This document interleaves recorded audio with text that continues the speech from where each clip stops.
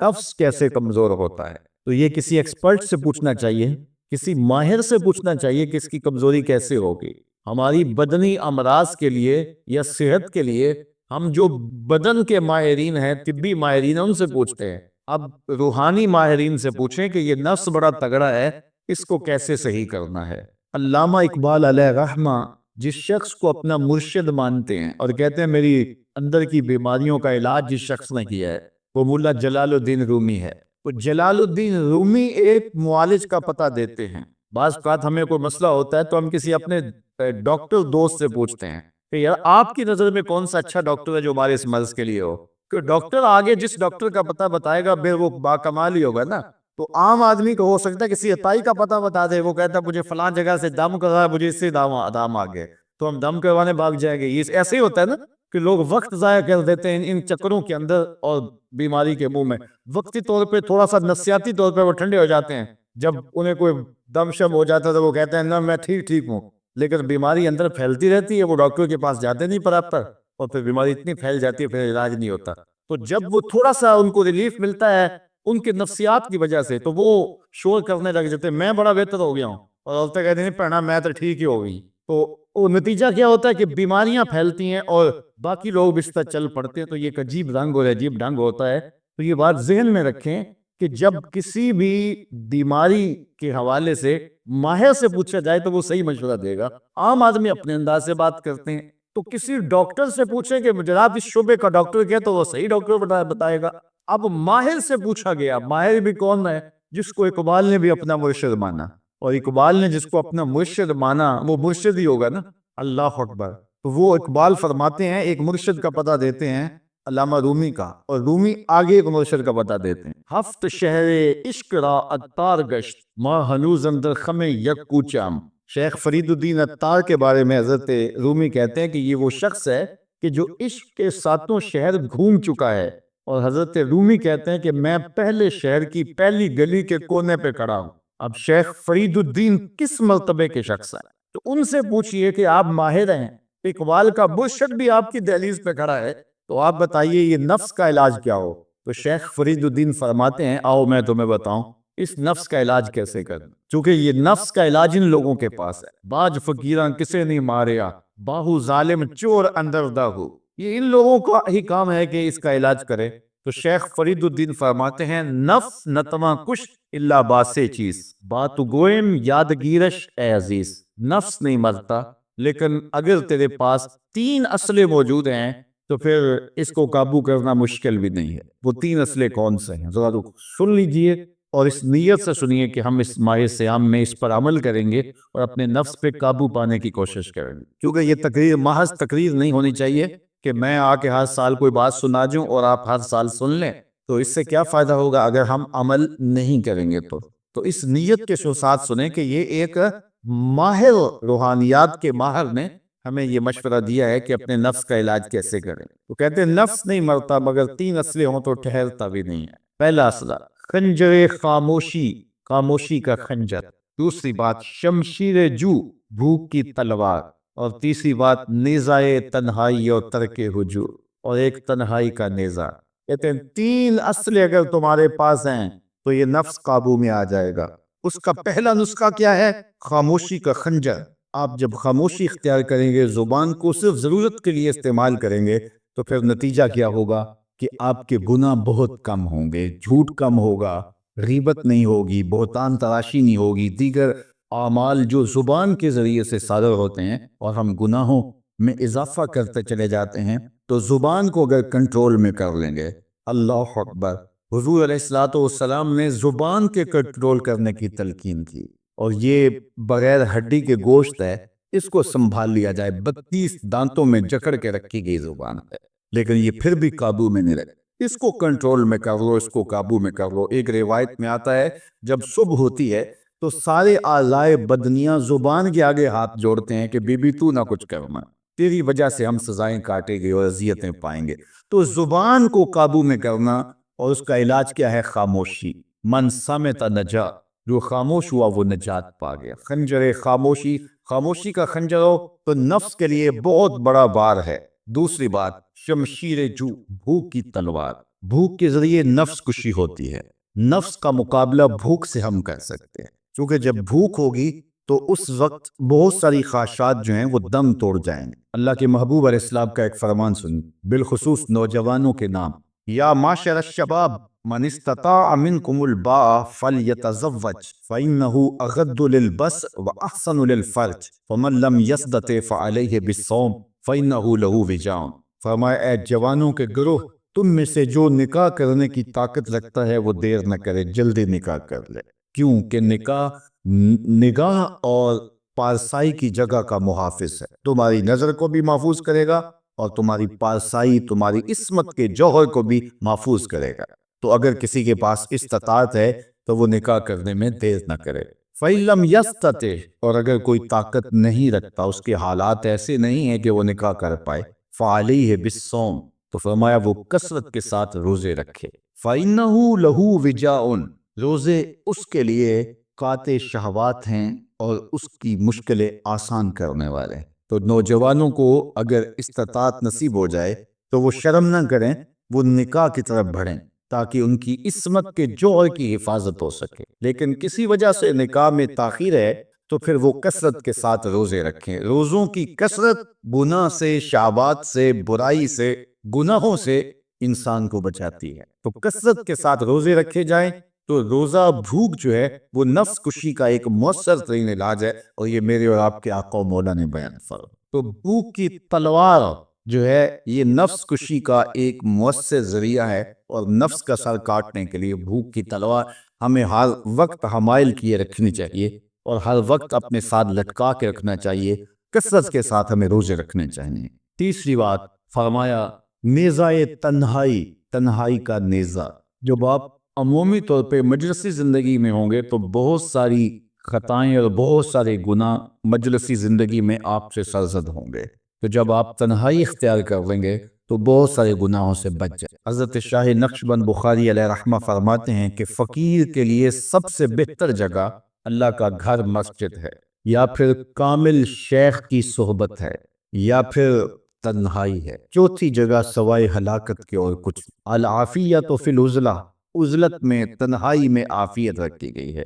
اس لیے اپنے آپ کو ایسے ہجوم میں، ایسی جگہوں پہ لے جانے سے روکیں، اپنے آپ پر ضبط گئے جہاں نظر پاک نہیں رہتی، جہاں خیال کی پاکیزگی کا سامان نہیں رہتا، اور جہاں آپ کی جو ہے وہ آپ کی زبان محفوظ نہیں رہتی. دوستوں کے ساتھ بیٹھیے، آپ عزیزوں رشتہ داروں کے پاس جائیے، ضرور ملاقات کیجیے، لیکن اس کا ایک اعتدال ہونا چاہیے. اگر آپ سمجھتے ہیں کہ کسی جگہ جاتے ہوئے، کسی جگہ پہنچ کر آپ کی نظر میں پاکیزگی نہیں رہے گی، خیالات میں گندگیاں گردش کرنے لگ جائیں گی، سوچوں میں آوارگی آنے لگ جائے گی، تو وہ شادی کی تقریب ہو یا کوئی اور تقریب ہو، وہاں جانے سے اپنے آپ کو روک لیں، کیونکہ وہاں جا کے آپ اپنا کوئی فائدہ نہیں کر رہے، اپنا نقصان کرنے جا رہے ہیں. تو جہاں آپ کو یقین ہو کہ آپ وہاں اپنے آپ کو بچا نہیں پائیں گے، اپنی حفاظت نہیں کر پائیں گے، تو وہاں سے تنہائی بہتر ہے، وہاں سے عزلت بہتر ہے.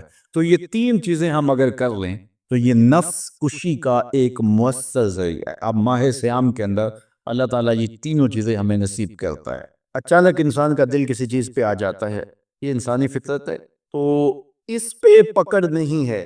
صوفیہ کہتے ہیں کہ تمہارا دل اتنا صاف ہو کہ تمہارے دل میں یہ بات بھی نہ آئے، غنا تمہیں نصیب ہو جائے. لیکن اس کے باوجود ہم بشر ہیں، کمزور ہیں، تو کسی شخص کے پاس کوئی چیز دیکھی اور للچا گیا دل اس کی طرف، اور پھر اس کو حاصل کرنے کے لیے کوشش میں، تردد میں لگ گیا.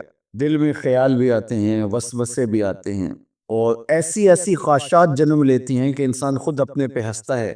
لیکن ایسی خواہشات جس کی اتباع میں چل پڑا، جس کی خواہش میں چل پڑا، تو یہ ہلاک کر دینے والی چیز. آرزو کا پیدا ہو جانا، حتیٰ کہ آرزو تو آرزو رہی، وسوسے کے پیدا ہو جانے پر بھی پکڑ نہیں ہے اگر اس کی اتباع نہ کی جائے. صحابہ نے حضور سے عرض کیا، حضور ہمیں ایسے وسوسے آتے ہیں کہ اگر ہم بیان کر لیں تو قتل کر دیے جائیں. اتنا غلیظ خیال باز کا انسان کے دل کی تختی پہ آتا ہے، دماغ کی سکرین پہ ابھرتا ہے. تو فرمایا کہ تم کیا کرتے ہو؟ تو انہوں نے کہا کہ ہم اس کو جھٹکنے کی کوشش کرتے ہیں. جب اس طرح کا کوئی خیال آتا ہے تو بندہ اس کو جھٹکتا ہے، دور کرتا ہے، اور بندہ خوف زدہ ہوتا ہے اور اللہ کی پناہ میں آتا ہے، اور اس کی ایک حالت ہوتی ہے تو اس حالت کا انہوں نے ذکر کیا کہ ہم تو پھر یہ کرتے ہیں، تو فرمایا کہ ذالک صریح الایمان، یہ تمہارے واضح ایمان کی علامت ہے کہ اس وسوسے کے بعد جو تمہاری طبیعت میں بے چینی اور بیزاری پیدا ہوئی، اور اس کو دھکیلنے کے لیے، اس کو خیال سے ہٹانے کے لیے، اس کو تصورات سے دور کرنے کے لیے جو تم نے کوشش کی، یہ تمہارا ایمان تھا جو کھڑا ہوا، اور تم اس سے بچنے کی کوشش کرتے ہو، تو یہ تمہارے ایمان کی علامت ہے۔ تو خالی وسوسہ اگر کتنا ہی غلیظ کیوں نہ ہو، اگر اس وسوسے کو خیال کا حصہ بنا کے اس سوچ کو لذت کا سبب نہ بنا لیا جائے، حتیٰ کہ غیر محرم کے اوپر آپ کی نظر پڑ گئی، تو فرمایا النظرۃ الاولی لک والثانیۃ علیک، جو پہلی نظر تجھے حاصل ہوئی تو وہ تیرے لیے ہے، لیکن اگر تو نے نظر کا تتبع کیا اور پھر تیری نظر نے دوبارہ پیچھا کیا تو وہ تیرے اوپر وبال بن جائے گی۔ تو خواہش کا، وسوسے کا، اور کسی ایسی چیز کا دل اور دماغ کی سکرین پہ ابھرنا اور خیال پیدا ہو جانا، یہ کوئی بات نہیں ہے۔ انسانی زندگی کے اندر کتنے ہزار خیالات جو ہے وہ انسان کے دماغ میں جو ہے وہ پیدا ہوتے ہیں، اور پیدا ہو کر کے مٹتے ہیں، پھر نئے پیدا ہوتے ہیں۔ کبھی بھی انسان کا دماغ خالی نہیں رہتا، ہر وقت سوچتا ہے۔ آپ اگر یہ طے کر لیں کہ میں کچھ نہیں سوچنا، تو یہ سوچ رہے ہوں گے کہ میں کچھ نہیں سوچ، یہ کبھی ہو نہیں سکتا کہ آپ کا دماغ ہو اور اس کے اندر جو ہے وہ کوئی خیال نہ چل رہا ہو۔ ہزاروں لاکھوں خیالات کا ایک ہجوم گزرتا ہے، تو انسان کا دل، دماغ اس طرح بھاگتا ہے۔ آپ اچھے لوگوں میں رہیں گے تو خیالات پاکیزہ ہوں گے۔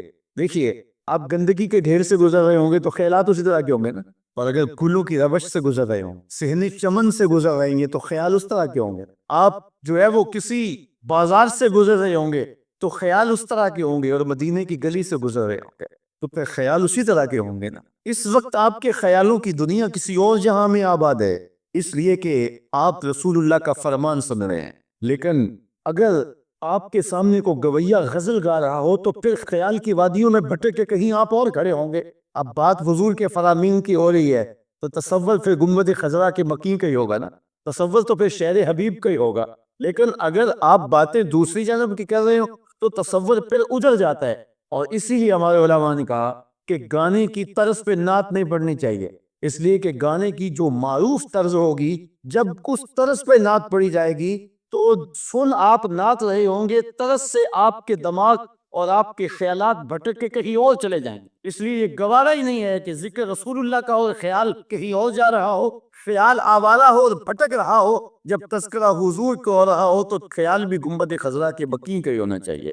تو یہ بات ذہن میں رکھیے گا کہ یہ انسانی زندگی کے اندر انسان کا خیال بھی بھٹکتا ہے، سوچیں بھی بھٹکتی ہیں، دل میں بھی کئی کچھ آتا ہے، لیکن پکڑ اور گرفت اس وقت ہوتی ہے جب انسان اس خیال پہ اپنے آپ کو اس راہ پہ ڈال دیتا ہے۔ لالچ کا پیدا ہونا بھی شریعت میں ماخوذ نہیں ہے، وہ تمہارے لیے جو ہے وہ وبال تب بنے گی جب تم اس کی اتباع کرنے لگ جاؤ گے، اس خواہش کے پیچھے لگ جاؤ گے۔ لوامہ، اور قسم ہے ملامت کرنے والے نفس کی، اس جان کی قسم جو اپنے اوپر ملامت کرے۔ انسان کے اندر جو نفس ہے وہ اس کو برائی کا حکم دیتا ہے، حکم دینے والے کو عامر کہتے ہیں، اور اسی سے مبالغہ کا صیغہ امارہ ہے، بہت زیادہ حکم دینے والا۔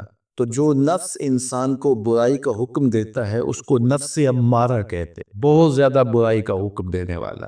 لیکن اللہ تعالیٰ جل شانہ دین کی برکت سے جب نفس کی اصلاح کرتا ہے تو نفس امارہ نفس لوامہ بن جاتا ہے، جو ملامت کرتا ہے، برائی پر بندے کو روکتا ہے۔ اندر ایک جنگ چلتی، بندہ گناہ کرتا ہے لیکن اندر اس کا نفس اس کو ملامت کرتا ہے کہ تم غلط کر رہے، تو اندر جو جنگ چل رہی ہوتی ہے، نفس ملامت کر رہا ہوتا ہے، گناہ بھی چل رہا ہوتا ہے، تمام عمر طوفان سے کھیلتے گزری، نیا کے ڈوبنے کا ڈر بھی رہا۔ تو یہ اندر جو کھینچا تانی ہے، ملامت اور گناہ، پھر توبہ بھی ہوتی ہے، پھر گناہ بھی سرزد ہو جاتے ہیں۔ تو یہ نفس لوامہ جو گناہ سے بندے کو روکتا ہے، اللہ تعالیٰ جل شانہ نے اس نفس لوامہ کی قسم کی ہے کہ مجھے قسم ہے انسان کے نفس لوامہ کی، جو اس کو برائی سے روکتا رہتا ہے اور خیر کی طرف اس کو بلاتا رہتا ہے۔ تو قیامت کی قسم کی اور نفس لوامہ کی قسم کی، اور جب نفس مزید ترقی کرتا ہے اور پھر اندر نیکی کی قوتیں پنپتی ہیں تو ایک وقت آتا ہے کہ پھر انسان نیکی ہی کے ماحول میں جینا شروع کر دیتا ہے، تو پھر نفس کو اطمینان ملتا ہے، اس نفس کو نفس مطمئنہ کہتے ہیں۔ اور جب نفس نفس مطمئنہ بن جائے تو قیامت کے دن اللہ تعالیٰ جل شانہ آواز دے گا کہ میرے لیے گناہوں کو چھوڑنے والے آجا، تیرا رب تیرا منتظر ہے۔ سورہ الفجر میں ارشاد فرمایا، یا ایتھا النفس المطمئنہ ارجعی الی ربک راضیۃ مرضیہ فادخلی فی عبادی وادخلی جنتی۔ اے نفس مطمئنہ آجا، تیرا رب تیرے پہ راضی اور تو رب پہ راضی، میرے بندوں میں داخل ہو کے میری جنت میں داخل ہو جا۔ تو اللہ تعالی ہمارے نفس کو نفس مطمئنہ بنائے۔